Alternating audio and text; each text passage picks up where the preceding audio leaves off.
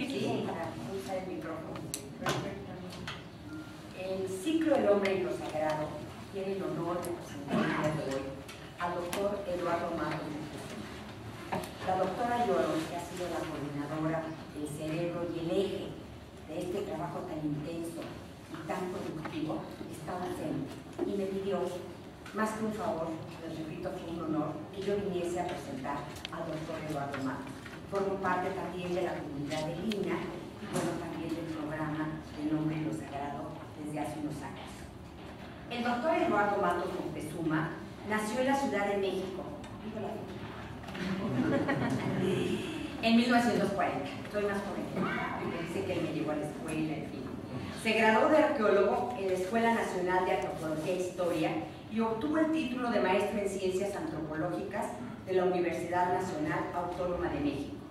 Estudió el doctorado en esta última institución. Ha trabajado en distintos sitios arqueológicos como Comalcalco, Teotihuacán, Cholula, Tula, Tlatelolco, Tenochtitlan y otros. Ha sido catedrático en la Escuela Nacional de Antropología durante más de 30 años, formando numerosas generaciones de arqueólogos. Sus publicaciones son más de 500, entre artículos, reseñas, catálogos, guías, semblanzas y libros, entre los que destacan Muerte a filo de obsidiana, con 7 ediciones. Señores, cuando logra uno una primera edición o una segunda, uno se siente verdaderamente realizado. Imaginemos 7 ediciones de una obra como esta. Vida y muerte en el Templo Mayor, Teotihuacán, los aztecas, las piedras negadas, por mencionar solo algunos. Ha dictado más de 1000 conferencias a nivel nacional e internacional. Ha recibido las palmas académicas, la Orden de Caballero de Artes y Letras y la Medalla Nacional al Mérito, todas de Francia. La medalla Henry Nicholson le fue otorgada por la Universidad de Harvard. Recibió el doctorado honoris causa en Ciencias de la Universidad de Colorado, de Boulder. Miembro honorario del Instituto Arqueológico Alemán. Es miembro del Colegio Nacional y de la Academia Mexicana de la Historia. Es investigador emérito del Instituto Nacional de Antropología e Historia. Recibió el Premio Nacional de Ciencias y Artes en la rama de Historia, Ciencias Sociales y Filosofía en 2007. Y se le otorgó recientemente el Premio de la Fundación México Unido en sus valores culturales en el año 2008. Aunque no está lo que voy a decir en su currículum, quiero decirles que con una sorpresa enorme, el doctor Eduardo Matos ha difundido la arqueología mexicana de veras a nivel mundial. ¿Y cuál sería la sorpresa? Que mi esposo y yo nos subimos un taxi en París y nos dijeron mexicanos, y dijimos sí, Eduardo Matos. Fue muy grato, Eduardo, ¿eh? Era una taxista, seguro. Ah, bueno, entonces por eso fue tan gentil.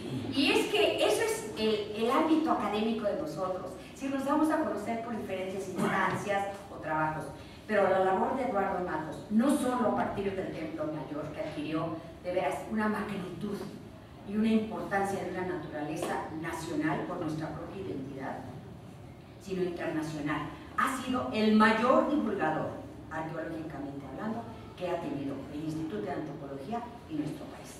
Felicidades y bienvenidos. Querida amiga, gracias. Pasemos. Lo escucharemos ahora. ¿Sí saben el tema ya del día de hoy? ¿Funcionó? Bueno. No te quiero todavía con esto, traigo una tosecita. Es esa cosa que llaman NMH.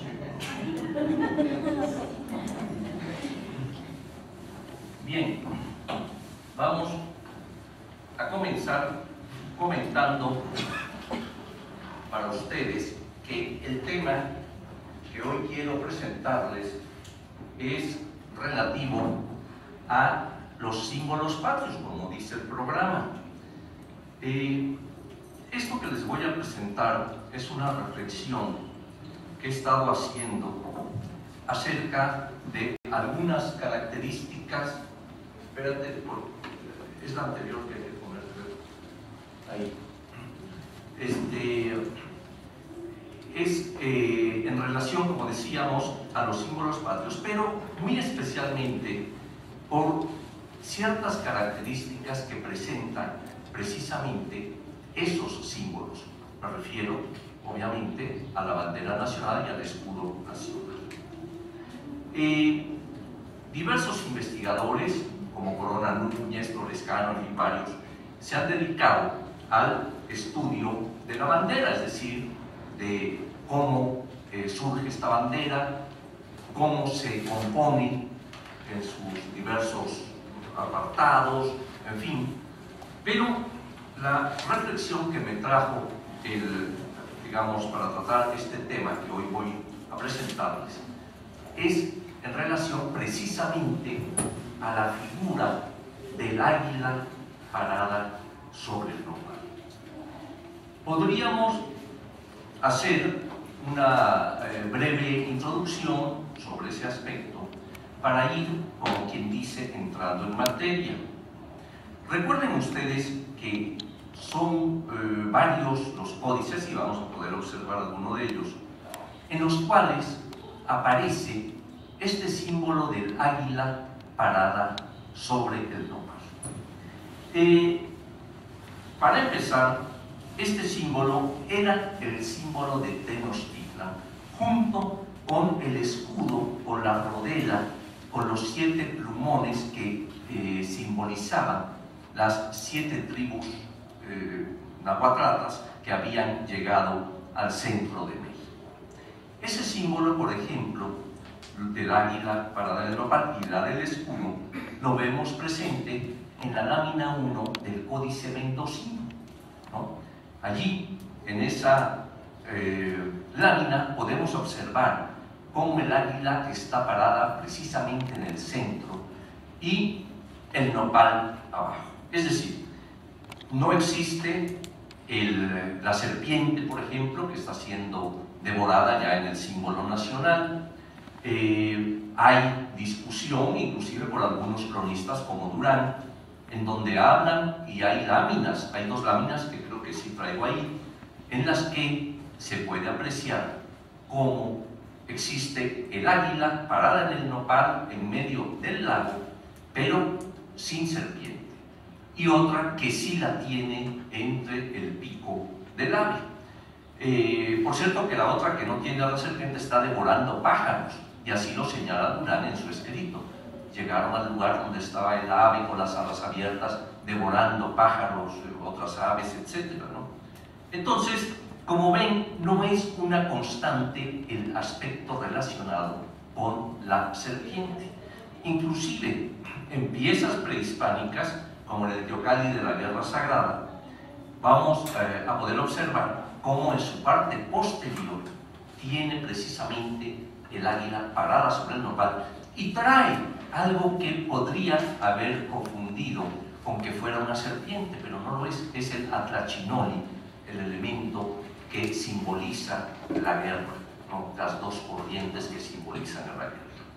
Entonces, este pequeño preámbulo pues es para que ustedes vean que el símbolo en sí del águila sobre el nopal tenía ya desde el mundo prehispánico, entre los mexicas en concreto, una presencia definitiva muy clara que implicaba, según los estudios que por cierto ha hecho Yolot González en algún artículo escrito ya hace algún tiempo, muchos años, en el cual ella identifica precisamente al águila como Huitzilopochtli. Es decir, recuerden que Huitzilopochtli a la vez es el dios solar por excelencia, y el águila se equipara al sol. Es decir, el sol es, el águila es el ave que vuela más alto que cualquier otra, ¿verdad? Por lo tanto, es el sol mismo, es la que está más alto y demás, ¿no? Entonces, pues, con estos breves antecedentes, lo que quiero señalar y poner énfasis es la importancia que ya tenía el símbolo para la ciudad mexica de Tenochtitlan.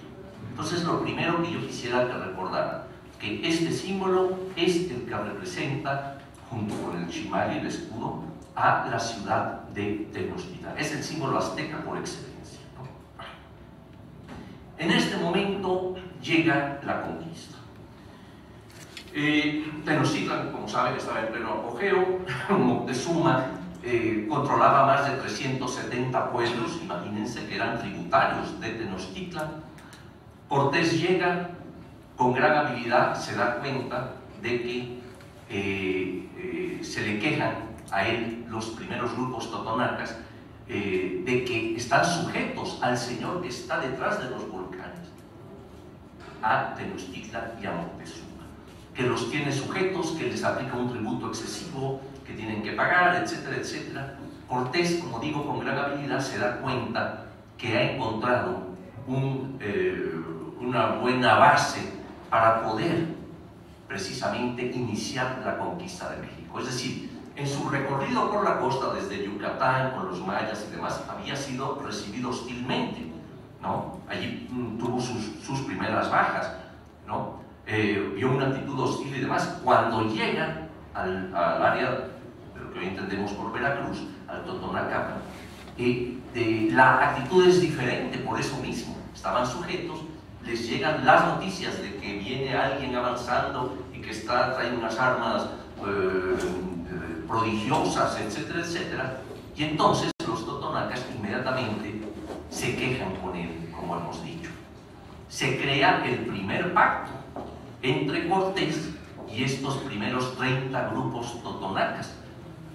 Le empieza a dar bastimento, o sea, es una actitud totalmente diferente a la que había venido viendo a lo largo de su recorrido por la costa, ¿no? Sobre todo del área maya. Y entonces manda encallar las naves, nunca las quemó, no era tan tonto este señor, no las quema, las encalla, las para ahí, porque dentro de su grupo había algunos que tenían temor y querían regresarse a Cuba, puesto que recuerden que Cortés había hecho el desacato precisamente al gobernador de Cuba, Diego Velázquez, y en pocas palabras, en cierta forma se había escapado con las naves hasta venir acá.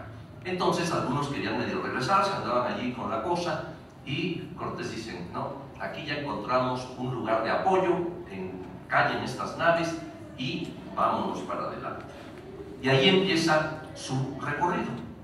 Sabemos cómo Moctezuma le manda toda una serie de presentes, principalmente de oro, de plata, rodelas, una serie de cosas que avivan más el interés de los conquistadores por llegar a ese lugar que tanto le hablan a él y le dicen de la grandeza que hay en Tenochtitlan, ¿no? Entonces, pues, queda establecido que Cortés va a avanzar hacia Tenochtitlan. Sabemos que hay intentos por alejarlo, que hay ciertas estratagemas que usa tanto de un lado como de otro. Cortés se hace lo de la matanza de Cholula en su camino hacia Tenochtitlan.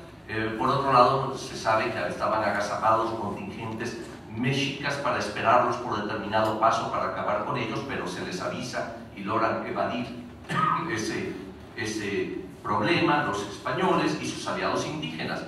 Y aquí de una vez acabemos también con un mito que a veces por ahí se nos da, de que 800 españoles acabaron con miles y miles de indígenas. No, eran miles y miles de contingentes indígenas enemigos de los aztecas, más 800 españoles. O sea, ese mito de que cómo es posible que 800, no, jamás lo hubieran hecho. O sea, lo que pasa es que contaban con todo el apoyo de los que eran ya enemigos de los aztecas, que estaban sujetos al azteca por medio del tributo, y por lo tanto pues se le unen a Cortés con el fin de liberarse. Muy bien. Llegan finalmente a Tenochtitlan, sabemos toda la otra historia, no se las voy a relatar. Empiezan los combates. Finalmente, recuerden ustedes, una de las matanzas por las que se empiezan los combates precisamente es la de matanza en el Templo Mayor, en la fiesta de Toscalaquistán, ¿verdad? En Durán, cómo se representa el combate de los españoles armados, los indígenas, cómo están brazos cortados, etcétera, en la plaza frente al templo de Huitzilopochtli, por allí. O sea que se empieza pues la guerra ya abierta y total entre ambos contingentes. Culmina la conquista militar, como ustedes saben, en Tlatelolco, en donde es capturado Cuauhtémoc, ¿no? Allí se va pues a dar este triunfo peninsular y sus aliados indígenas, y empieza lo que yo he considerado siempre una guerra más ardua todavía. Si la guerra, el aspecto militar lo es, pero considero que es más difícil todavía tratar de cambiar toda la forma de pensar de un pueblo. Entonces empieza la imposición, empieza la evangelización, tratando de traer nuevas formas de pensamiento totalmente diferentes, ajenas a los que acababan de ser conquistados por las armas, ¿no? Entonces empieza lo que es la conquista espiritual, como le ha llamado un famoso estudioso de estos temas, ¿no? Esta conquista espiritual, el fraile se las va a ingeniar para poder, digamos, lograr su objetivo, que era traer lo que ellos llamaban la buena nueva, ¿verdad? El evangelio, las nuevas prácticas religiosas, y tratar de desterrar totalmente las prácticas que se venían haciendo por cientos o miles de años en estas regiones mesoamericanas.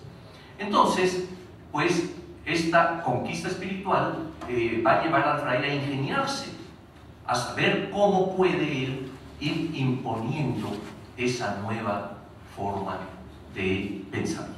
Para ello acude a varias cosas. Una de ellas es las capillas abiertas. Es decir, se dan cuenta que el indígena no está acostumbrado a ingresar, a entrar al templo, a la iglesia. En el catolicismo eso es práctica común. Es decir, el individuo va a entrar o forma parte del feligrés de la iglesia misma, en su interior. Desde ahí está practicando, haciendo toda su, digamos, sus rezos, su participación, etc. El indígena no. El indígena por eso se reunía en las grandes plazas. Recuerden la plaza, por ejemplo, de la Ciudadela en Teotihuacán, la de la Plaza de la Luna, la de Monte Albán. O sea, estas grandes plazas eran para congregar a las personas en determinadas festividades, la Plaza Mayor de Tenochtitlan o de Tlatelolco. Entonces, no estaban pues acostumbrados a ingresar a la iglesia, sino a participar desde afuera. En el templo prehispánico solamente estaba el iniciado, el sacerdote, sus ayudantes, etcétera, ¿verdad? Pero no la mayoría de la población que participaba en esas grandes plazas, ¿no? Entonces, el fraile dice, bueno, si no están acostumbrados a esto, vamos a hacer las capillas abiertas para que la misa llegue a ellos. O sea, que se reúnan en los grandes atrios enfrente, ¿verdad? Y damos misa allá adentro. Por ejemplo, aquí tienen la de Tlahuelilpan. Vean ustedes, allí en ese segundo piso, pues para que se pueda observar todo el misterio de la misa, todo el ritual, ¿verdad? El indígena se reunía aquí al frente, aquí se daba la misa, ¿verdad?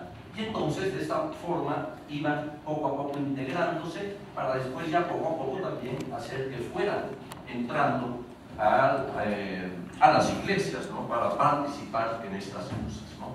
Entonces aquí las capillas abiertas las hay en muchos lados. Esta es la de Hidalgo, hay en la Colman, hay, bueno, en una cantidad bastante fuerte de sitios. Esa es una de las estratagemas, vamos a llamar, que el fraile se da cuenta de inmediato y trata de hacer esto. Otra fue la siguiente, la de las danzas de moros y cristianos. Las danzas de moros y cristianos que se bailan, como ustedes saben, en muchos pueblos de México, o las de la conquista también, son danzas que vienen desde España. Hay estudios que se han hecho, digamos, sobre el tema, en donde se ve el origen español, el origen peninsular de estas danzas que se bailaban en España, en donde ya se hacía la representación. Aquí tienen una, por ejemplo, en Alicante, pero, por ejemplo, en el área de Zaragoza, digamos, en los alrededores de todo esto, hay una cantidad de poblaciones, y no solo en el área de Zaragoza, sino en muchas otras partes de España, donde se representa la danza de moros y cristianos. ¿Por qué? Porque acuérdense que la lucha española contra la morisma, contra la morisca, venía desde el siglo, desde que los moros ocupan España, ya por 700 y pico, hasta que se van a liberar en 1400 y pico, ¿no? O sea, 700 años de ocupación mora, ¿no? Con otra religión, con otras características. Entonces los reinos cristianos se están uniendo en contra de eso. Entonces, ¿qué representan estas danzas en España y también las que traen aquí? Representan finalmente el triunfo del cristianismo sobre el paganismo, ¿no? Entonces, pues, estas danzas son traídas aquí, como digo, yo diría que casi a cualquier pueblo que ustedes vayan, van a ver alguna representación de este tipo en determinadas fechas, en donde se representa con diferentes nombres. Puede ser los 12 pares de Francia, y sale Carlomagno en el bando cristiano, y los moros con sus Sortibrán y no sé quiénes, pero el hecho es que están representando esos aspectos. Pero esto entra desde el siglo XVI. Hay datos de cómo, y nos lo señalan algunos de los frailes, cómo por ejemplo, en Tlaxcala, en la Ciudad de México, etcétera, se empiezan a representar ya estas danzas con el triunfo del catolicismo sobre el paganismo, ¿no? En la que sigue vamos a poder observar, por ejemplo, ya una aquí en Tlacotepec, en Oaxaca, ¿no? Donde están presentes con sus atavíos tradicionales, ¿verdad? A veces se ponen lentes para el sol, si hace mucho sol, pero el hecho es que toda esta esencia muy rica tiene toda esa reminiscencia, pero además el pertenecer a alguno de estos grupos, por ejemplo, ya sea el moro o el cristiano, implica para el que vive allí toda una serie de características que no viene ahorita al caso comentarlas porque nos desviaríamos mucho, ¿no?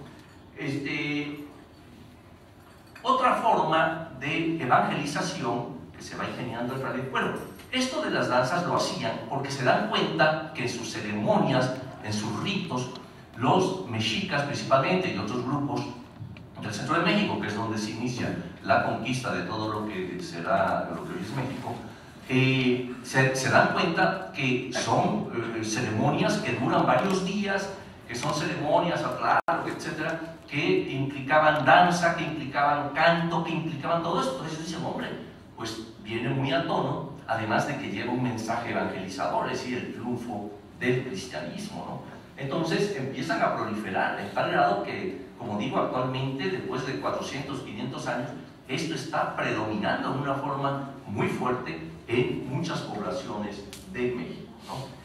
Entonces, ellos siempre veían eso, observaban cómo era el asunto para entonces tratar de meter algo que los fuera atrayendo al cristianismo. Otra forma fue la que sigue, los testerianos, o sea, estos como códices. Ellos se dan cuenta que se escribe a través de los códices y demás, ¿verdad? Entonces, idean hacer códice con las imágenes y las oraciones cristianas, el credo, el Padre Nuestro, etc. Entonces, Fray Jacobo de Testera parece que destacó mucho en esto, y era uno de los principales que andaba haciendo estos pequeños catecismos para poder enseñar estas oraciones al indígena recién conquistado, ¿no? Aquí, por ejemplo, el Padre Nuestro en doctrina cristiana con los elementos que les hacían ver, ¿no? Padre Nuestro, Señor, que estás en los cielos, que estaban una nubecita de aquel lado. La que sigue hay otro ejemplo, ¿no? En donde pues se les iba pasando por el mismo sistema que ellos utilizaban en sus escritos, vamos a llamarle así, ¿verdad? Pero ahora ya con este contenido novedoso. La que sigue. Luego hay otras formas que fueron muy interesantes en cuanto a la resistencia. Ya saben ustedes que toda acción pues trae una resistencia, y sobre todo si es una conquista en que se quiere borrar prácticamente todo lo que era propio de estos pueblos conquistados, que se consideraba obra del demonio. Pues imagínense, también viene una resistencia, obviamente, a que no sea así, a preservar sus propias creencias y sus propias ideas, ¿no? Entonces, tenemos, por ejemplo, las imágenes de algunos cristos, en este caso es el de Mexicalcingo, que estudió el doctor Carrillo Gariel, en donde estaban viendo este Cristo y de repente se dan cuenta que en su interior la que sigue, tiene un códice allí escondido. Hay quien piensa que en realidad nada más se usó el códice pues para darle forma al cuerpo.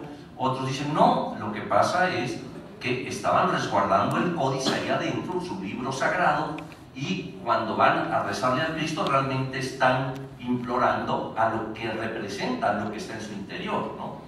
Entonces, ahí está, ven ustedes el documento, como está allí colocado en el interior del Cristo mismo. O sea, la mejor forma de ver, ahora sí, no se alboroten, voy a irme despojando de mi vestido. Quietas. Bueno, entonces, pero no es el único ejemplo de resistencia, digamos, si es que en realidad fue escondido adrede, digamos, y no nada más se usó como parte para darle forma al cuerpo, ¿no? Estos son cristos de caña, que hacía el indígena por indicaciones de los frailes, sino que hay otras formas también que se utilizaron para poder preservar sus propias cosas, ¿no? La que sigue. Y aquí tenemos uno de esos ejemplos, el relieve de Tlaltecutli, ¿no? Esta figura es el señor, señora de la tierra.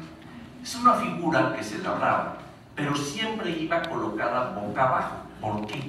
Porque tenía que estar pegada a la tierra, porque era eso, ella o él era la tierra misma.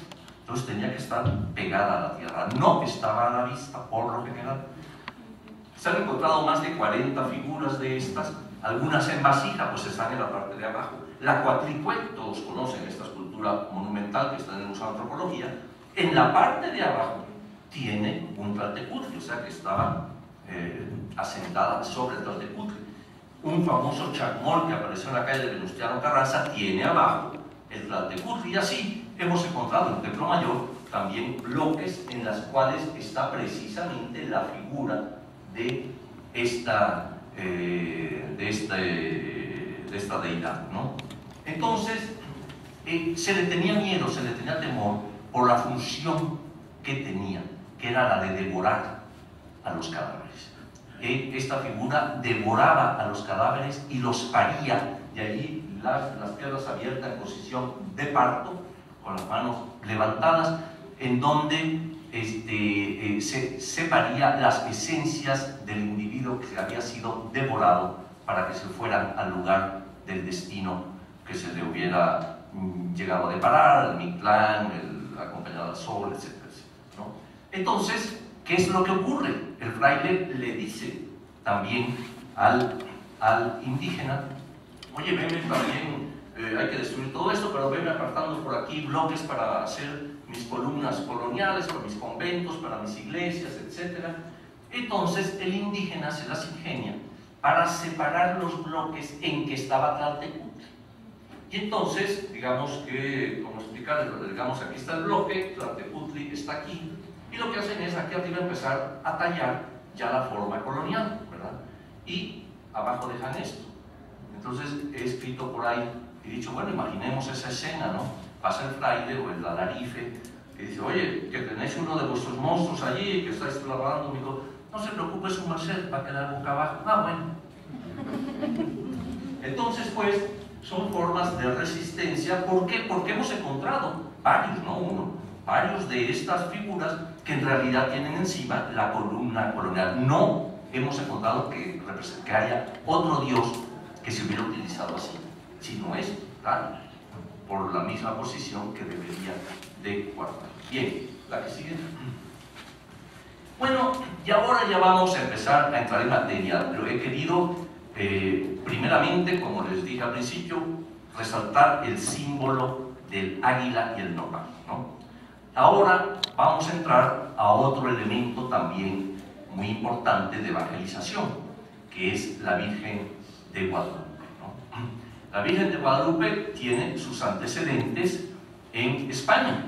O sea, es una Virgen española de Extremadura a la que se le rinde culto desde el siglo XIII-XIV, mucho antes de la conquista de México, obviamente, siglo XVI, ya se le rinde culto, y es una Virgen, como ustedes pueden observar, morena, casi negra, ¿no? Morena, una figura joven. ¿Por qué? Porque ella, la Virgen de Guadalupe, en España, es la que va a proteger a los cristianos en su lucha contra los moros.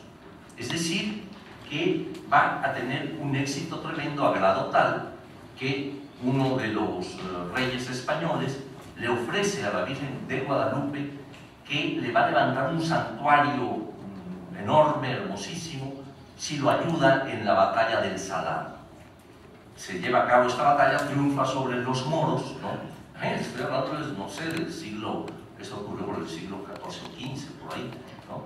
Y entonces se hace en el pueblo de Guadalupe, que está ahí en España, se hace el gran santuario que, si tienen oportunidad de irlo a ver en Extremadura, es impresionante. Y ahí está esta imagen, ¿no? de la prejefa, digamos, ¿no? Entonces vemos pues cómo esta imagen tiene una importancia en España a grado tal que los conquistadores, que en buena medida eran de Extremadura, extremeños, Cortés era extremeño, Bernal Díaz era extremeño, Sandoval era extremeño, o sea, muchos de ellos venían de Extremadura, tenían un culto muy fuerte a la Virgen, a la guadalupana de allá, ¿no? Entonces, pues, llega el momento en que aquí a lo mejor voy a leer algunos aspectos, pero pues es como yo veo el asunto y así se los transmito. Es traída precisamente para que tenga igual éxito en la evangelización ahora en relación al indígena. El éxito que ya tuvo entre los moros ahora viene acá, y tiene por eso también esa cara morena, estas características y demás. La que sigue, aquí tenemos ya a la nuestra, es decir, a la Virgen del Tepeyac, en donde pueden observar ustedes sus características, bueno, pues ya son muy conocidas para nosotros, ¿no? El mismo nombre, Guadalupe, es un nombre seguramente compuesto de árabe, del Guada, el río Guadiana, Guadalquivir, Guada, en relación al río, y el lupus, lobo, ¿no? Entonces puede ser quizá una combinación de eso, ¿no? Y el nombre también es traído junto con la imagen, ¿no? Bien, la que sigue. Aquí, a lo que voy llegando en relación a los símbolos patrios, es que tenemos ahora ya, por un lado, la imagen del águila parada en el nopal, indígena totalmente, ¿verdad? Mexica totalmente. Por el otro lado, la imagen de la Virgen de Guadalupe, ¿no?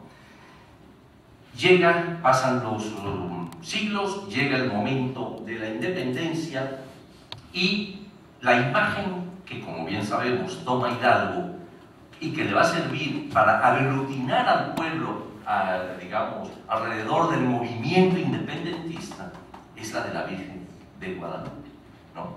Entonces toma esta banderola, digamos, con la imagen y demás, y se lanza al combate con ella. El final, ya lo sabemos, viene el momento de la independencia, ¿verdad? En el cual, la que sigue, en el cual, pues vamos a ver qué va a ocurrir, por un lado con la imagen de la Virgen y por el otro con la imagen aquella antigua del águila. Un pequeño paréntesis, tienen aquí la imagen que yo les decía del águila que se encuentra en el Teocalli de la Guerra Sagrada, cómo está sobre el nopal, trae en el pico el atlachinoli y demás, ¿no? Entonces, veamos la siguiente, donde vemos un códice, el códice de Durán, en una de sus imágenes, en la que se ve el lago abajo, la piedra, el tepetl allí, ¿cómo se llama? No recuerdo cómo se dice piedra, y el nopal y el águila, aquí sí con la serpiente, pero en la siguiente, en la otra lámina, van ustedes a ver el águila devorando pájaros, ¿verdad? Y ven, por cierto, allá arriba el símbolo de Tenochtitlan, que yo les decía también, junto con el águila, lo era el escudo con los dardos, ¿no? Entonces, pues, estamos viendo estos dos aspectos, el puramente indígena y el que viene con el cristianismo, ¿no? La que sigue. La otra que les mencioné, de la lámina 1 del mendocino, en donde ven ustedes el águila sin nada en el pico, parada sobre el nopal y la piedra, y abajo ven el escudo que mencionábamos, ¿no? Con sus dardos atravesados, y dice Tenochtitlan inclusive, ¿no?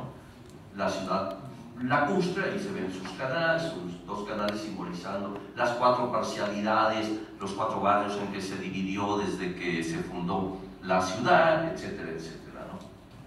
¿La que sigue? Bien, entonces va a ocurrir un fenómeno singular, un fenómeno bastante interesante e impresionante.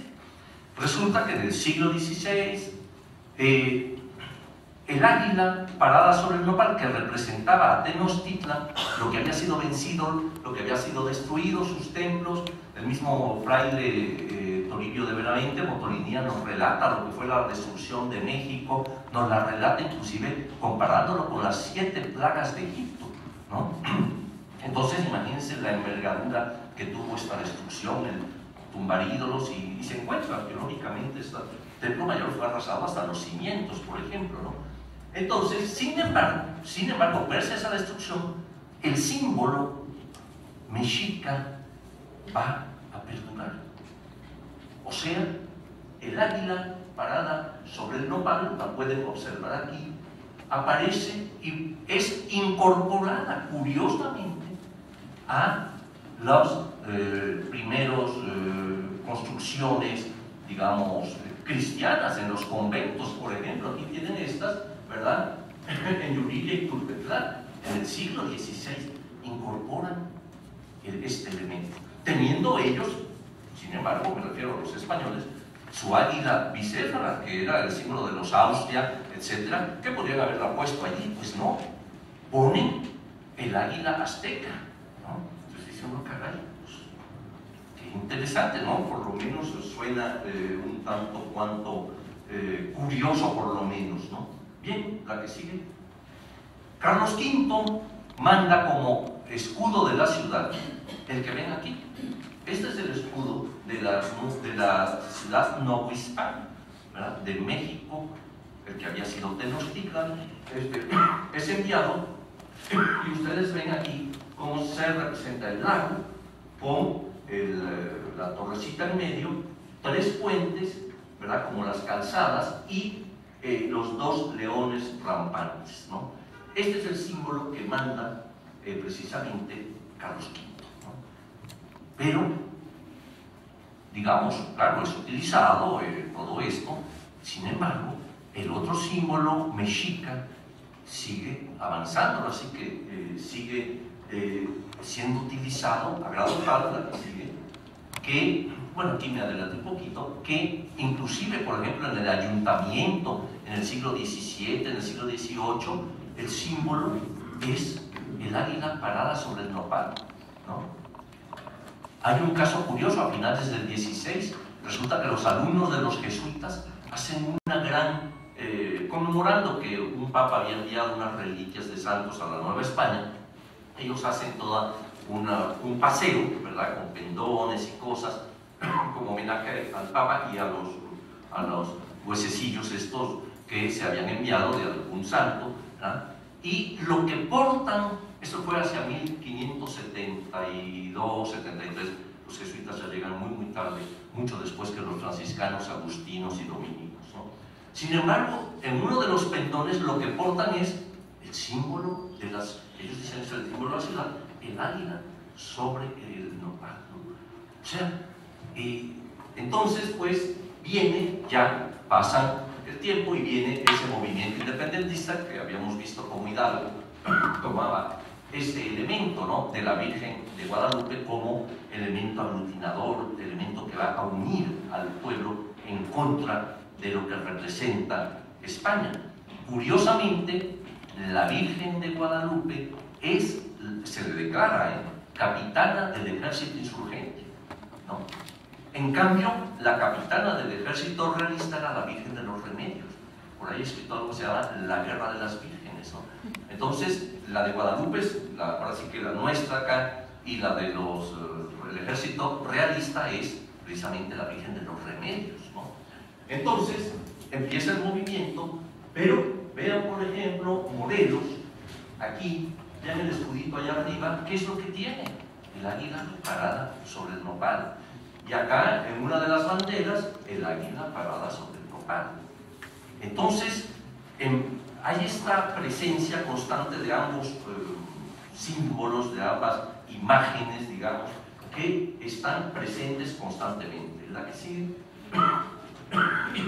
Y llegamos al momento en 1821 en que triunfa el ejército insurgentes, al frente marcha Iturbide, por cierto. ¿Y quién trae esta bandera?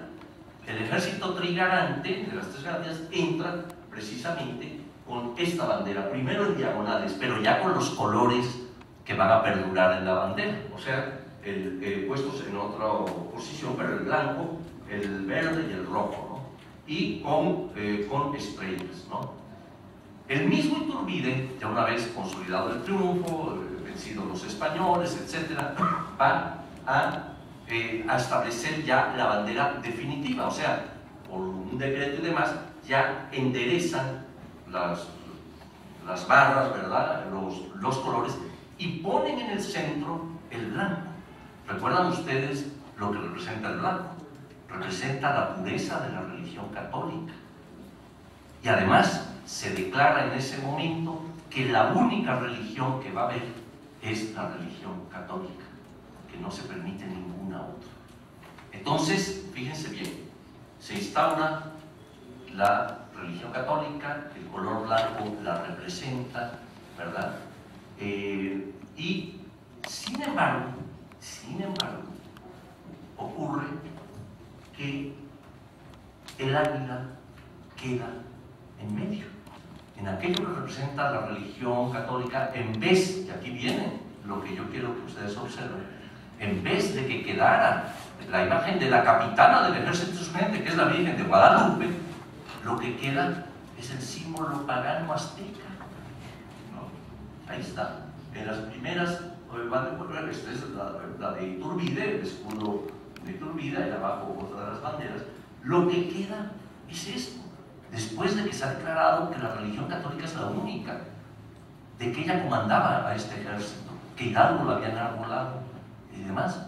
Sin embargo, y se creaba, acuérdense, la Orden de Guadalupe para premiar y todo esto, ¿no?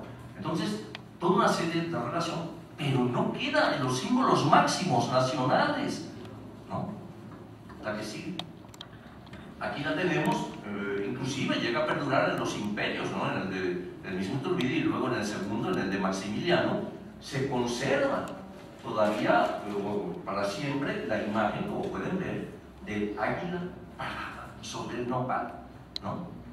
Entonces, la que sigue, aquí la tienen ya, ahí están las fechas, la República restaurada, conserva, viendo de frente, en fin, la posición del águila va a cambiar, como saben, pero el hecho es que está ahí, en ese lugar tan característico de lo que es la religión católica, ¿no? La que sigue, aquí tienen, por ejemplo, en diferentes fechas, la bandera como ha ido evolucionando, inclusive el águila, hasta que adopta el perfil, que es el que tiene actualmente, y que ya queda así establecida, ¿no? La de abajo, ¿no?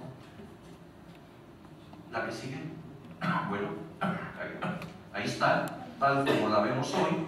La siguiente es el escudo, ahí está, y vamos ahorita a guardar esta imagen así para, ahora viene la pregunta de los 64,000 pesos. Es decir, ¿y por qué? Ahora sí que, ¿por qué diablos ocurre esto? ¿Por qué no queda la imagen de la guadalupana en ese símbolo de la religión? Esta comandanta del ejército insurgente es desplazada por el símbolo pagano. No tan pagano, aquí quiero empezar ya también a ver. Como ven, ya lo habían ido incorporando, inclusive, y esa sí no la traje, hay una imagen de la Virgen de Guadalupe y el águila con la serpiente a un lado, ¿no? O sea, ya la han desacralizado al águila de su contenido antiguo y la han venido sacralizando dentro de los nuevos contenidos, es decir, han traído este elemento casi paralelo al de la imagen católica, ¿verdad? Pero, digamos, reivindicándolo. Entonces, ¿cuál es el motivo, pues, para que esto ocurra? Pues resulta que la respuesta la tendrán en la próxima conferencia. No, déjenme fuera porque ya saben que tengo esa cosa horrible de la... No. Lo que ocurre es lo siguiente, que los insurgentes, uno de los elementos que tratan de encontrar y que también es parte de el aglutinar a la gente alrededor suyo en contra de España, es precisamente el del mundo prehispánico. Es decir, ellos sienten que es necesario que aquel mundo prehispánico, aquel mundo azteca que había sido vencido, destruido por los españoles, ahora era el momento de reivindicarlo como propio. Entonces, ¿qué ocurre? Aquí está la colonia que destruye todo lo prehispánico, ¿verdad? Y ahora el nuevo movimiento trata de encontrar el cordón umbilical que lo une a lo que España ha destruido y negado, ¿no? Entonces, a tal grado llega ese interés y esa necesidad de reivindicar lo prehispánico destruido por España, ¿verdad? Y achacárselo a los españoles. Es que ustedes han destruido una gran nación. Recuerden, por ejemplo, el discurso de Morelos en Chilpancingo, allá por 1813-14, en donde habla y empieza a mitificar el mundo prehispánico. Y dice, oh gran pueblo de los antiguos, de Moctezuma, de Calzóncimo, o sea, empieza a manejar como que había una gran unidad y una gran nación, y menciona al gobernante mexica, a Moctezuma, porque a Cuauhtémoc también, y a Calzóncimo, que eran enemigos acérrimos de los aztecas, los de Michoacán. Entonces, pero la idea en ese momento para el combate era dar que había sido una gran nación, humillada por los españoles, y por tanto era el momento de reivindicarla, ¿no? Y en el discurso dice, ¿no? Eso, dice, bueno, ese gran pueblo que ahora rompe sus cadenas en contra de la España, etc., ¿no? Entonces, pues, vemos que había esa necesidad de tratar de unirse a lo antiguo negado por España. Entonces, la que sigue, vemos cómo diferentes elementos van a tener una importancia también fundamental, ¿no? Es el caso, digamos, esa reivindicación de ese mundo prehispánico va a llevar a algunos hechos interesantes, ¿no? Como el siguiente. Por ejemplo, recuerdan ustedes que a finales de la colonia, en 1790, se encuentran en el hoy Zócalo primero la cuatrícula y la piedra del sol, o calendario azteca, ¿no? Los españoles, en ese momento que gobernaba esta ciudad, quizá uno de los mejores gobernantes españoles, que fue el segundo conde de Revillagigedo, ordena, cuando aparecen estas piezas, la cuatrícula aparece el 13 de agosto de 1790 y el calendario azteca el 17 de diciembre del mismo año, ¿no? Entonces ordena que el calendario, que lo ven ahí, pase a quedar a la vista pública. ¿En qué lugar? En el lugar más visible de la ciudad, en la Catedral Metropolitana. Entonces manda a poner el calendario allí, donde lo están viendo, que iba a durar casi 100 años puesto, el calendario. En cambio, la cuatrícula no lo entienden. Ven una figura muy rara, unos corazones, unas manos, y la mandan a los patios de la universidad, ¿no? En donde los frailes al poco tiempo la van a enterrar. Ahorita vamos a ver los motivos, ¿no? Aquí vemos el patio de la universidad, donde acá en este como córralo que ven aquí, se ve a la cuatrícula. Aquí está, ¿no? Ahí está guardada, con esas como tablas. Hay otras piezas que se colocan allí, en fin, ¿verdad? Y se encuentran con un dilema. ¿Qué van a hacer con el caballito? Este que está allí, que como saben, estaba en el Zócalo y representaba a Carlos IV el monarca español, ¿verdad? Yendo hacia Palacio Nacional, ¿no? Ataviado como César Román, una cosa así rara. Entonces, se dan cuenta que es una obra de arte que ha hecho el enguerino Tolsá, y entonces ordenan no destruirla, sino la respetan y dicen, bueno, vamos a pasarla a un lugar discreto, pero aquí les toca no, puesto que acabamos de destruir a la monarquía, que se vaya, pero hay que preservarla y que se vaya al patio de la universidad. Esta es la universidad.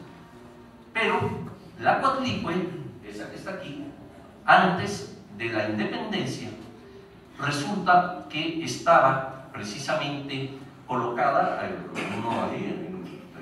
una esquina, pues, de la universidad, y los frailes empiezan a notar que la gente del pueblo se las ingenia para colarse al patio y llevaban cirios encendidos, se postraban ante la Coatlicue y decían cosas, bien, ahí estaban reuniéndose, y esto les causa pánico. Dicen, no, estamos ante un despertar de una cosa pagana, ¿no? Y ordenan que la entierren.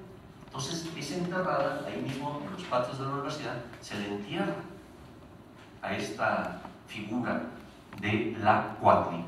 En cambio, el calendario, como ven, pues ocupa un lugar de gran privilegio, ¿no?, a la vista pública.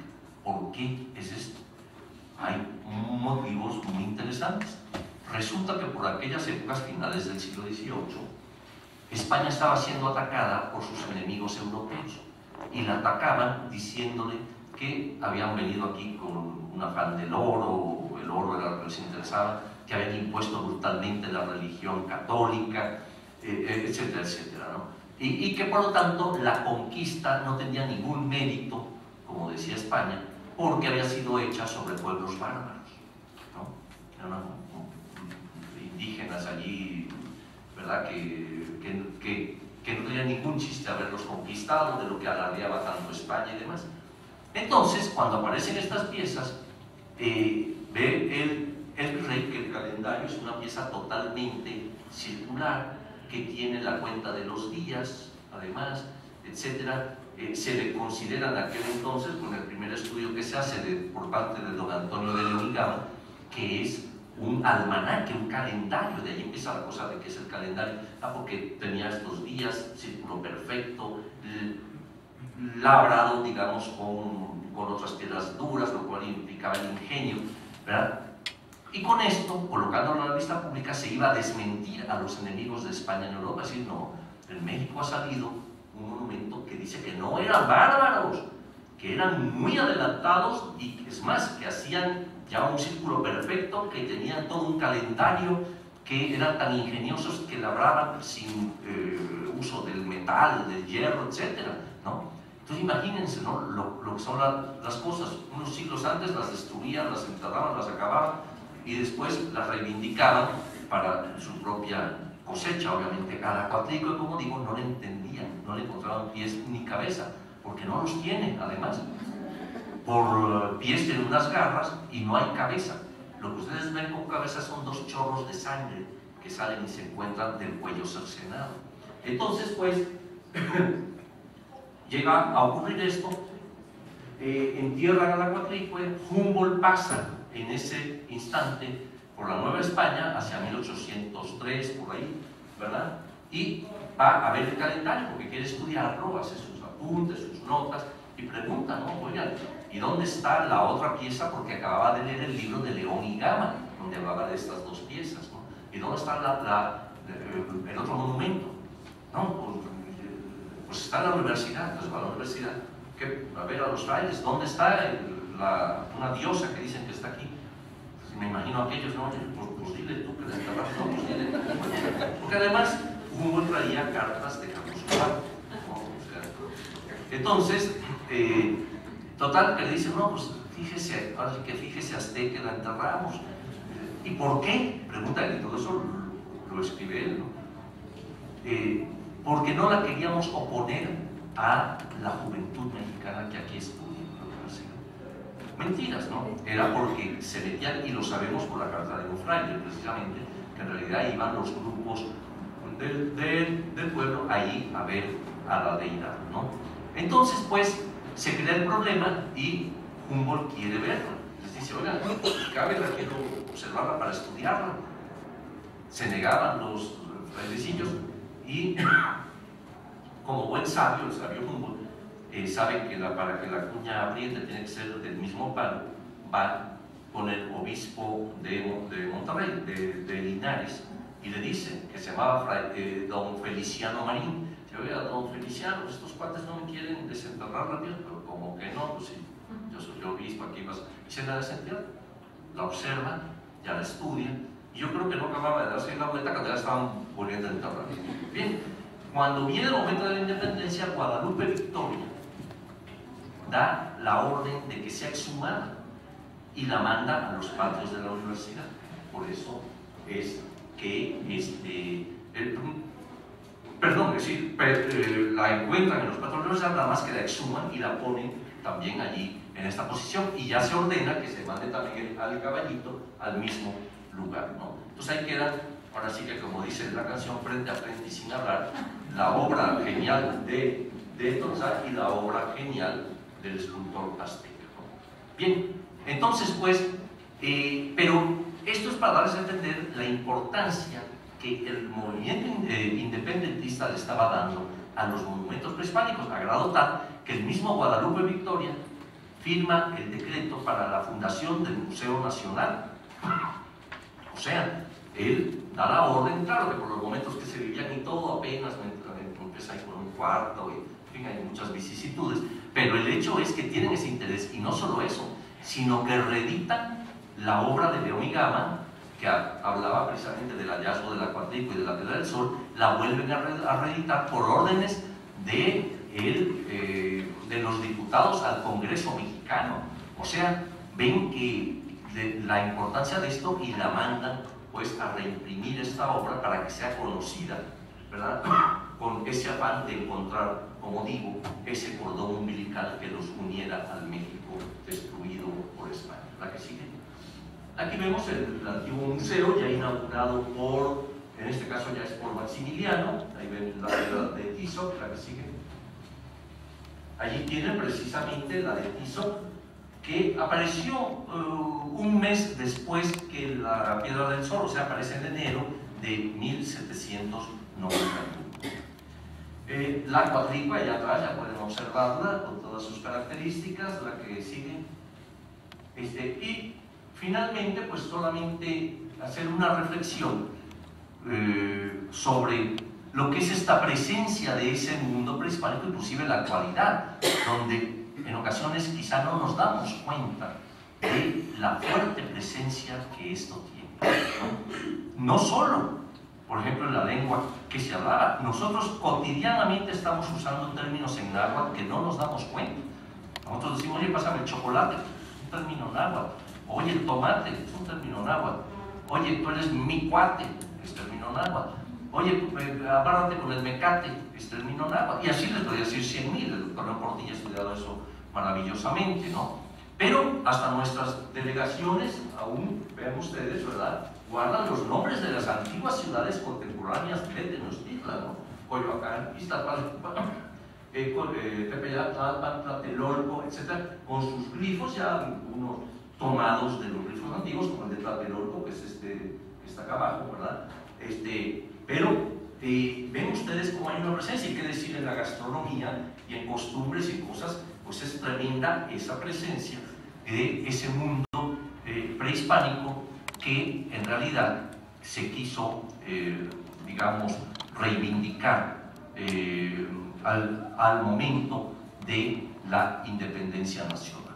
Entonces, pues, ya para no atormentarlos tanto, ya tenemos una hora aquí, en resumen, la reflexión que yo quería hacerles con todos estos antecedentes y aspectos que he mencionado es cómo en un momento dado es tanto el peso que tiene ese mundo prehispánico, ¿verdad?, por las razones que ya hemos dicho, que inclusive nuestros símbolos máximos nacionales lo que tienen es aquel símbolo mexica del águila sobre el nopal. Pues muchas gracias.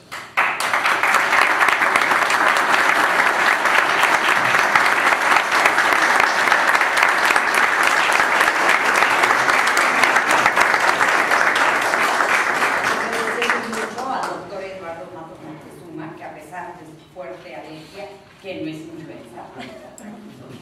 Ha estado gentilmente, de veras, brindándonos como siempre su sabiduría, su experiencia, sus reflexiones académicas, con las que ha logrado verdaderamente una serie de puntos que nos han abierto ahora sí que las puertas a muchos académicos de este país y del extranjero. Sabemos que aquí el tiempo es limitado, tendríamos 10 minutos y si el doctor se siente en condiciones de responder, no hay problema. Entonces sí, abrimos una ronda de preguntas y les pedimos que sean breves. Adelante. Uno por uno. Échenmelos uno por uno, sí, por favor. Muchas gracias.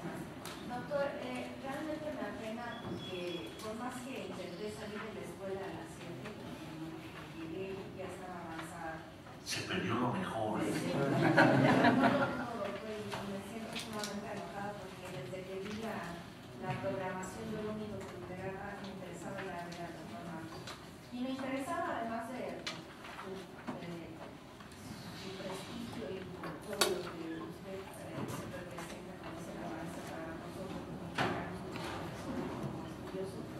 He estado en clases en la Facultad de Filosofía y Letras y hay algunos maestros que hacen mucho hincapié en el mito de la peregrinación que me manifiesta y me manifiesta como mito y escrito porque yo muy posterior a las conquistas de 100 años a través de nietos que sus ancestros, 4 de los 13, sus ancestros españoles y los demás autóctonos mexicas, ¿no? Y sobre esto, el escudo en sí, el mito y el haber encontrado el águila y la serpiente, y luego el tenerla en nuestro escudo, y realmente se encontró en nuestro escudo. Y luego cuando entro yo a la sala mexica y veo que hay exactamente enfrente del jaguar, hay un templo chiquito en donde en la parte de atrás aparece el águila. ¿Qué vimos? Realmente fue mito, no fue mito cuando ya lo tenían en sus templos, aunque sea tipo maqueta o miniatura, no sé cómo se diga, pero sí estoy muy inquieta y un poco desconcertada.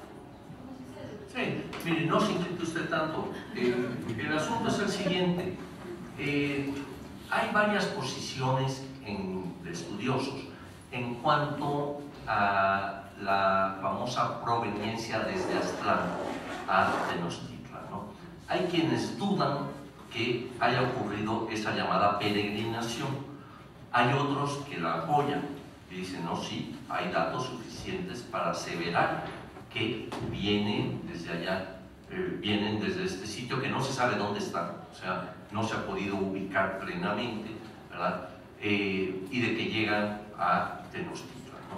Entonces, en ese aspecto inclusive hay alguna idea muy interesante del doctor, de otro estudioso, en el cual dice que inclusive estaban en el centro de México, se van, hace un poco cenote y vuelven a regresar, ¿no? Entonces, hay digamos que 3 posiciones sobre el particular.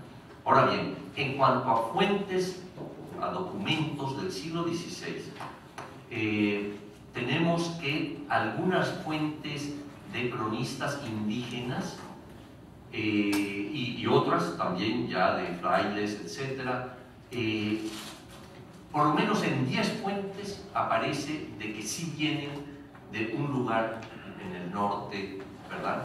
Y que vienen y se asientan aquí, ¿no? Junto con otras tribus que también llegan, etcétera y demás, ¿no? Las famosas 7 tribus. Bueno. Entonces, pues, esto, digamos, sigue siendo motivo de discusión, aunque, como digo, si hay 10 fuentes que coinciden en que pueden venir de ese norte, así un poco difuso, ¿verdad? Y demás. Los intentos que se han hecho por decir, no, que en la islita de Tezcatlipoca o de no sé en dónde, ahí estaba Aztlán, etcétera, pues no se ha comprobado que nada de esto es cierto, ¿no? Entonces, bien, en cuanto a su pregunta y angustia que la atosiga, quiero comentarles lo siguiente, que al momento en que llegan ya en medio de los lagos, en su vida vieron ningún águila parada en el nopal. Esto es mítico. Es mítico y esto ocurre en muchísimos pueblos cuando hablan de su fundación.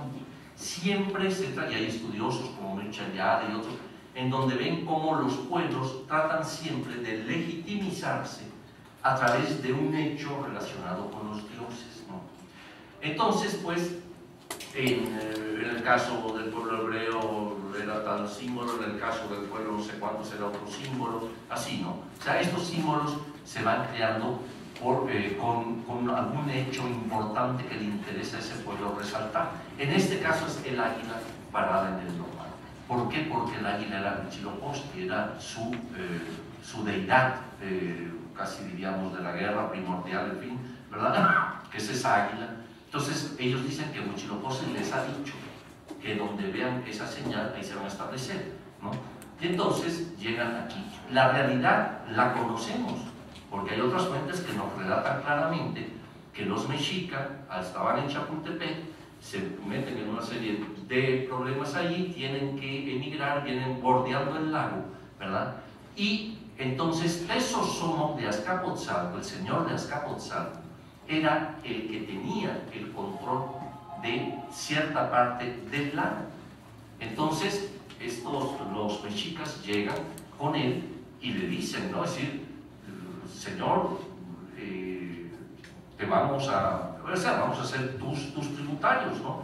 Y entonces es él, el señor de Azcapotzalco, Tezosomo, quien les designa el lugar en que se van a colocar. Es decir, bueno, mira, aquí en medio del agua hay unos lotes, ahí vas a estar y me vas a pagar un tributo. Me vas a ayudar a mí en mis guerras de conquista, pero me vas a pagar un tributo y allí te asientas además como una fuerza, digamos, bastante fuerte, vamos a decir así, para ayudarme a mí en contra de mis enemigos, de los otros señoríos y demás, ¿no? Entonces sabemos que se asientan en el lugar que Tezosomo les dice que se asienten. Y claro, el mexica lo quiere revestir de este aspecto, ¿no? En relación con los dioses, vimos el símbolo de nuestro dios allí, y por lo tanto allí nos asentamos. Pues no, es donde les dijo el señor de Azcapotzalco, a grado tal que quedan sujetos a él y van a pasar años para que se puedan liberar del yugo de Azcapotzalco. Pero no sufras tanto. Sí. Estos símbolos patrios, sin llegar a ser una religión, pero es un culto, en un momento dado, los olores a la bandera, todas estas cosas se realizan, sin llegar a ser una religión, pero igual está, por ejemplo, el águila. Suponen también los de algo que ver con la religión. Es una serie tal vez blanco, ¿no? Pero que... No creo, por ahí yo no pienso que tenga que ver algo que ver necesariamente con la religión. Yo creo que en la historia de México, una vez establecidos estos símbolos, lo que vemos, claro, el rendir honores o el rendir esto, pues es como igual que en los Juegos Olímpicos se hace toda una ceremonia inicial, que nada tiene que ver con la religión, ¿no? Igual aquí yo no veo que haya una liga directa con la religión ya en cuanto al, digamos, a los elementos que, como usted dice, bueno, los niños los lunes cantan en honor a la bandera, ¿no? Y hacen un canto, pues se les reafirma ahí los símbolos pasos y demás, pero yo no veo ningún carácter religioso en eso, ¿no? Sí, ahí atrás, por favor. Sí, tengo entendido entonces que el águila es el símbolo que da identidad al mexicano, pero en pleno siglo XXI seguimos teniendo símbolo, algo que nos identifique como mexicanos. Bueno, pues creo que la bandera en cualquier lugar que tú estés en el mundo, digamos, si tú ves una bandera mexicana sabes que es mexicana. O si pasas frente a una embajada nuestra en Roma, está el escudo, como siempre está, pues sabrás, aquí está la embajada mexicana. Y me imagino que sabrás que ahí, que te identificas, puesto que es el símbolo de este país, pues, ¿o no? Pero algo que vaya más allá, o sea, eso era sentirte un poco que provienes de otro lado, que no eres español, ¿no? Pero ahorita yo siento que sí, como que ya se están perdiendo un poco esa identidad, ¿no? Ya no tenemos pertenencia a algo, se ha ido perdiendo. ¿Tú crees? Fíjate que hasta, creo que no, vaya, hasta nuestra fallida selección nacional que usa los colores, imagínate cómo estamos. O sea, yo no creo que se haya ido perdiendo eso, y es lo que te va a identificar por general siempre, ¿no? En el sentido de que, así como el guatemalteco y el francés, pues su bandera, que también tiene sus simbolismos y sus cosas propias, igual lo identifican como tal, ¿no? O sea, todos los países por eso han elegido una bandera, ¿verdad?, que ellos utilizan y se identifica en el mundo como tal. Donde quiera que se vea el águila global, se sabe que hay algún mexicano allí. O si ves la bandera italiana, que es muy parecida a la nuestra, pues nada más que sin el aguilita, pues es Italia. O sea, todo el mundo se identifica en ese aspecto, pues a través de esos símbolos, ¿no? Okay. Cuando yo estudié la primaria hace un buen tiempo, recuerdo una lectura que decía el niño que no sabía que era patria. Y entonces le preguntan a cualquier niño, a ver, ¿tú qué es la patria? ¿Qué es la patria? Cada quien contesta, pues la bandera, pues el águila. ¿Cómo recuerdo esa lectura? Dice, cuando crecí y tuve que vivir en el extranjero y vi ondear una bandera que no era la mía, y ver un escudo que no era el mío, y escuchar un himno que yo no conocía, comprendí lo que era patria. Una cosita de tercero, tenía yo 7 años, ¿no? Pero a mí me quedó muy grabado, y yo creo que lo que usted está diciendo en relación a este mundo tan computarizado, en este siglo tan esto, aquí estamos los trabajadores de la cultura, y yo quiero remitirme al doctor Matos. El día que le dieron ese premio, estuvimos ahí, quienes lo queremos, quienes lo admiramos, dijo unas palabras muy sabias. Sí, es cierto, el siglo XXI nos trajo una crisis de todo, pero nosotros tenemos unas raíces muy profundas. Y los trabajadores de la cultura, en eso estamos, rescatando las raíces cada día. Mientras otros quieren destruir el país, nosotros diario, los antropólogos, todos los antropólogos, ¿verdad?, están día a día rescatando este México. Reconstruimos lo que otros quieren destruir cada día. Entonces yo estoy totalmente de acuerdo, y él es una de las gentes, como dije al inicio, que ha sido el portavoz más importante de la antropología y en particular de la arqueología mexicana en el mundo entero. La última, por favor, porque creo que tenemos un límite de tiempo para estar aquí. Bueno, yo quisiera hacer nada más unos brevísimos comentarios. Una que no lo mencionaste, que Cortés traía un estandarte de la Virgen de Guadalupe, que de hecho era como Santiago Matamoros, pero femenino, que es como, pues digamos, la protectora del ejército en contra de los indígenas, que luego curiosamente pasó también a ser protectora de los indígenas. Entonces, como las dos cosas. Después, bueno, la Virgen de Guadalupe, si bien se remonta al siglo XVI, me parece que en el siglo, o sea, no fue del siglo XVIII, porque, bueno, como tú bien señalaste, estaba también la Virgen de los Remedios, había como, pues más que médico, era como que las dos eran importantes, quizás en el XVII inclusive más la de los Remedios, porque la Virgen de Guadalupe era la encargada de secar el agua, bueno, de secar las inundaciones, las inundaciones, y la de los remedios de traer el agua. Entonces, como pues tipo como pensamiento mágico de las dos culturas, ¿no? Indígena y español. Y bueno, que se estableció ya como patrona de la Ciudad de México, porque supuestamente curó una peste, ¿no?, allá por los años 40 del siglo XVIII.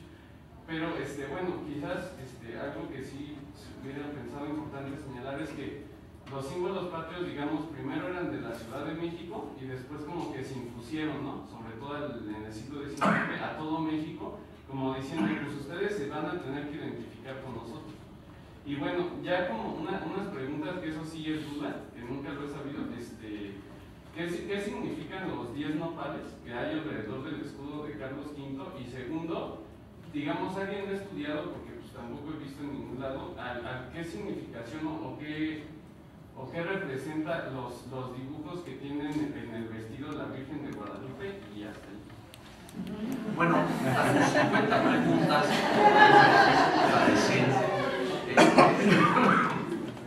bueno, no ha faltado quien ha querido ver que en el vestido, empezando con esto último, el vestido de la Virgen de Guadalupe que hay determinado, yo no veo nada de eso, ¿no? O sea, francamente creo que se esté errado. Hay un aspecto muy importante de algo de las 100 preguntas que hiciste, hay algo que me repercute y que quisiera comentar, y es lo que decías muy bien, en el sentido de que un símbolo muy propio mexica, azteca, ¿no? De repente se va a imponer a partir del siglo XIX a toda la nación a través de los símbolos patrios y demás, ¿no? Pese a lo que habíamos dicho, que había enemigos entre ellos, o sea, que no era aquella imagen que Morelos daba un poco en su discurso en Chilpancingo, sino que eran enemigos tremendos, ¿no?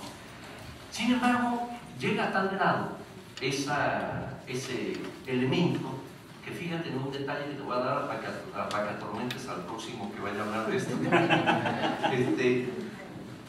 El Museo de Antropología, no sé si lo has analizado, el Museo de Antropología tiene, como saben, abajo las diversas culturas prehispánicas, con un centralismo muy marcado, es decir, empieza con el centro de México, el preclásico, bueno, la prehistoria, el preclásico, Teotihuacán, lo tolteca, ¿verdad? Ahí da vuelta en el centro lo azteca. Y después vienen las otras culturas mesoamericanas, ¿no? Acá toda la bola, ¿no? Es decir, maya, zapoteca, imagínate, ¿no? Mixtecos, Costa del Golfo, olmecas, ¿no? Bueno, pero ¿por qué la sala mexica está ocupando el centro exacto, ¿verdad? Con una planta basilical, como decía Felipe Solís, una planta basilical a diferencia de las otras salas, y con doble espacio en el techo, porque resulta que las salas de etnografía, ¿verdad? Que mi amiga Dora fue directora precisamente de allí de etnografía del museo, las salas de arriba corresponden a la sala de abajo. Por ejemplo, donde está la sala maya, arriba están los mayas actuales, donde está la Costa del Golfo están los totonacas, ¿no? Sin embargo, los nahuas no están encima de la sala azteca, ¿no? Para nada. Es más, no lo hicieron, hasta años que pasaron muchísimos a poder inaugurarla ya en un rincón por acá, ¿verdad? Entonces, es la única que tiene el doble espacio, la planta basilical y el altar mayor, ¿no? Sí, un altar al que subes así con unas graditas y está el calendario azteca en la posición que nunca tuvo porque estaba así originalmente, ¿no? Entonces, es decir, eso, digamos, ¿qué está implicando? Está implicando precisamente ese aspecto del aztequismo que Octavio Paz mencionaba y decía, no, es que el aztequismo es terrible porque todo, digamos, lo que no logró el azteca en el mundo prehispánico, que era conquistar casi todo un Mesoamérica, y se lo sonaron los de Michoacán, por cierto. Entonces, ahora sí lo logran a través de todos sus elementos, ¿no? Pero bueno, pues así es la historia, ¿no? Y de los 10 nopales, perdón. Los nopales lavísimos, ese es el de Carlos V, ¿no? Si no venimos felices. Quisiéramos continuar, pero hay un límite de horario aquí. Queremos nuevamente agradecer a